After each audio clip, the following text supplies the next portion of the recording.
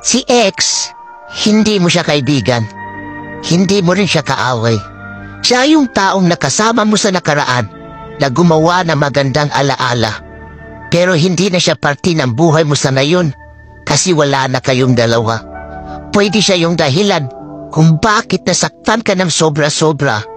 Pero siya naman yung rason kung bakit marami kang natutunan sa pag-ibig. Kaya kung babalik man siya ulit sa buhay mo at magpaparamdam ulit, it's your choice.